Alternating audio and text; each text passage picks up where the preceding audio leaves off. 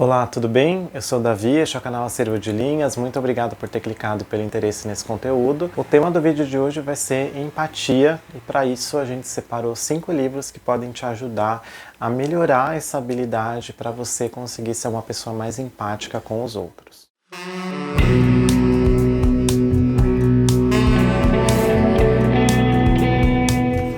É difícil definir com exatidão o que é empatia, mas a empatia pode ser definida como uma habilidade humana que diz respeito a você ouvir o que a outra pessoa tem a dizer, ouvir as experiências de vida dela e tentar se colocar no lugar dela para entender como ela vê o mundo, né, e quais são as dores que ela sente, que não necessariamente são as suas dores e que não necessariamente você vai entender na pele como são as dores que essa pessoa sente, como é viver da forma com que essa pessoa sente, mas a empatia é você tentar imaginar como é viver dessa forma e como ter esse entendimento de mundo que a pessoa tem. Para isso, é claro que a empatia diz muito respeito a ouvir, né? A gente tem que ouvir muito o que a pessoa tem a dizer, a gente tem que respeitar a dor da pessoa, a gente tem que respeitar a experiência de vida da pessoa, para justamente a gente conseguir exercitar essa habilidade de empatia, né? De tentar se colocar no lugar do outro para entender o que a pessoa sente e às vezes para entender por que a pessoa age de determinada forma ou não. Então, empatia é sobre isso. E, na minha opinião, uma das melhores formas de obter empatia, de ir aprimorando esse sentimento, é através da leitura. Porque através da leitura a gente consegue ter contato com pontos de vista totalmente diferentes dos nossos e com experiências de vida que muitas vezes são opostas às nossas. Então, para mim, a literatura é uma fonte inesgotável, assim, de habilidade de empatia. A gente fez uma seleção aqui de 5 livros que podem trazer pontos de vista diferentes e experiências diferentes para justamente a empatia ser o ponto central. O primeiro livro que eu queria mostrar aqui, ele já apareceu em uma outra listagem do canal, que é o No Seu Pescoço, da Chimamanda Ngozi Adichie. Essa aqui é uma coleção de contos da Chimamanda, que é uma autora que nasceu na Nigéria, e hoje em dia é um dos principais nomes de literatura. E No Seu Pescoço é uma compilação de pequenas histórias, cada uma tem entre 5 e 10 páginas, e a maioria das histórias aqui gira em torno da questão feminina e da questão negra, né? A Chimamanda é uma mulher negra. O que eu acho mais interessante na Chimamanda, não só aqui No Seu Pescoço, mas em outras coisas que eu li dela, é que ela tem esse recorte de gênero e de raça, mas a Chimamanda, por ser uma pessoa que já morou em vários países, ela tem uma experiência muito interessante da vida de imigrante, né? Da vida de você ser visto sempre como outro, além da questão dela ser mulher, além da questão dela ser negra. Nesses outros países que ela morou, ela era imigrante também. Então, sempre nos livros dela, aparece essa questão de uma forma ou de outra que eu acho muito interessante também. Como é difícil ser imigrante, como é difícil morar em outro país e lidar com a forma que as outras pessoas te olham.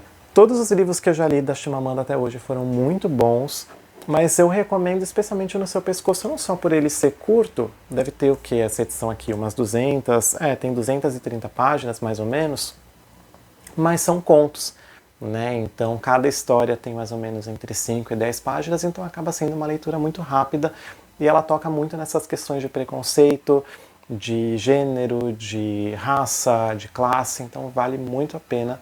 E a Chimamanda é uma escritora com E maiúsculo, os livros dela são muito bons, eu recomendo demais.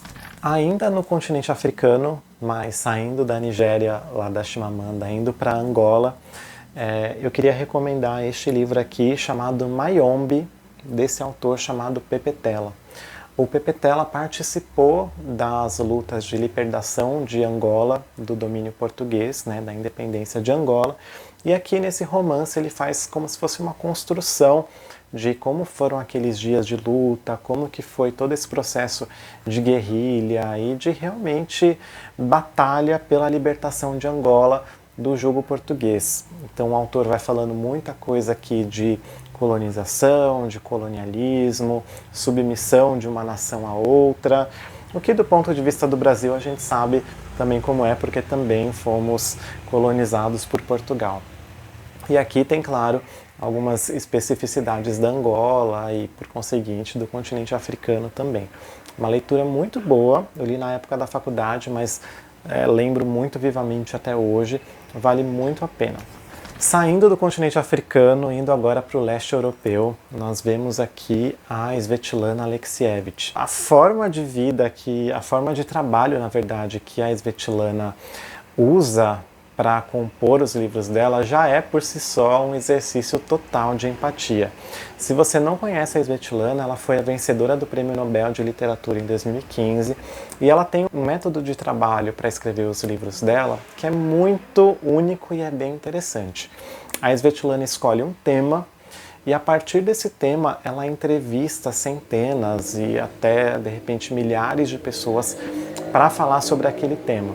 Aqui no Vozes de Chernobyl, a gente vê uma série muito extensa de relatos de pessoas que estiveram ligadas direta ou indiretamente à explosão da usina nuclear de Chernobyl lá no final dos anos 80. Então a gente vê relatos de pessoas que moravam ali perto, de trabalhadores, de gente que estava envolvida na engenharia, bombeiros, esposas de bombeiros, familiares de trabalhadores da usina. É um retrato muito humano, muito amplo e muito pesado mesmo. A gente vê assim que realmente quando a gente lê alguma coisa em relação a algum acontecimento histórico, a gente vê um filme, a gente não tem às vezes muita noção de como que aquilo influenciou a vida das pessoas comuns, né? Então, o trabalho da Svetlana, em grande parte, é trazer essas pessoas comuns, trabalhadores, para o centro para que elas contem as suas próprias versões, que o subtítulo diz tudo, a história oral do desastre nuclear. Então, é um próprio exercício de empatia esse que a Svetlana faz para compor seus livros, e lendo aqui a gente tem contato com diferentes pontos de vista e ela força a gente a se colocar no lugar dessas pessoas. Muito interessante, uma leitura muito boa, muito pesada, no entanto, fiquem avisados. Passando um pouco para a adolescência, um livro que já apareceu aqui no canal em uma resenha, que é o Black Hole, do Charles Burns. Nós acompanhamos aqui um grupo de adolescentes nos anos 80 que começa a descobrir e começa a viver mesmo a sua própria sexualidade, viver as primeiras aventuras. E o que acontece aqui no livro é que surge um vírus, surge uma doença sexualmente transmissível, né, que ela é transmitida através ou do sexo ou do contato muito íntimo, e essas pessoas que pegam esse vírus acabam sendo totalmente segregadas e vivem uma vida totalmente complicada por conta desse estigma que essa nova doença traz. Esse livro pode ser lido, claro, como uma metáfora dos anos 80 em relação a ISTs, e ele te força também a se colocar no lugar dessa pessoa que é segregada e que é vista como um estigma por carregar aquele vírus, né, por carregar aquela doença que as pessoas não tinham muita informação ainda do que era.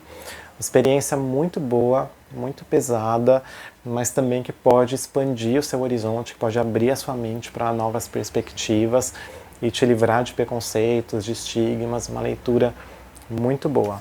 Por último, ainda nessa temática de adolescência, é um livro que eu sei que é controverso, eu sei que ele é bem controvertido, tem muita gente que ama, muita gente que odeia. Eu sou do time que quando leu se apaixonou por esse livro, que é O Apanhador no Campo de Centeio, do Salinger. Aqui nós acompanhamos um adolescente que acabou de ser expulso do colégio interno que ele estudava, e ele está voltando para casa para dar essa notícia para a família, e a gente acompanha ele num período de tempo muito curto, assim do momento que ele sai do colégio interno e que ele está chegando ali na casa dele. E esse adolescente tem algumas questões ali com saúde mental, ele tem algumas questões muito próprias dele, e o sonho de vida dele é ser um apanhador no campo do centeio. E aí a gente já se pergunta o que é um campo de centeio, e o que é um apanhador, e o que é um apanhador no campo de centeio. E aí quando a gente lê aquele livro, a gente descobre exatamente o que ele está querendo dizer com isso. É muito bom e muito bonito, e muito triste também, mas que pode contribuir muito na questão de adolescência, na questão de saúde mental. E um outro tema aqui muito forte que aparece no livro, quando a gente descobre que é um apanhador no campo de centeio, mas que pode servir para empatia também. Esse eu não posso falar porque seria um spoiler muito grande, mas ele toca em temas muito sensíveis e para mim é uma recomendação muito óbvia quando a gente fala em empatia e de tentar se colocar no lugar do outro. Essa é uma lista e como toda lista, muita coisa fica de fora, principalmente no universo literário que é gigantesco, então reduzir a 5 livros seria uma tarefa que ela já começa incompleta. Então se você lembrar de algum livro que você gosta, que fale muito sobre se colocar no lugar do outro, que mostre um ponto de vista interessante sobre alguma situação socialmente complicada ou que a gente ainda tenha que melhorar como sociedade, deixa aqui nos comentários. Eu vou adorar ouvir as recomendações de vocês. Se você gostou desse conteúdo, não esqueça de deixar o seu like, de se inscrever aqui no canal e de compartilhar esse vídeo com seus amigos. Vou deixar na descrição o link de compra de cada um deles, lembrando que se você comprar qualquer um ou qualquer produto, você vai ajudar o canal. Muito obrigado pela companhia até aqui, até o próximo vídeo, tchau!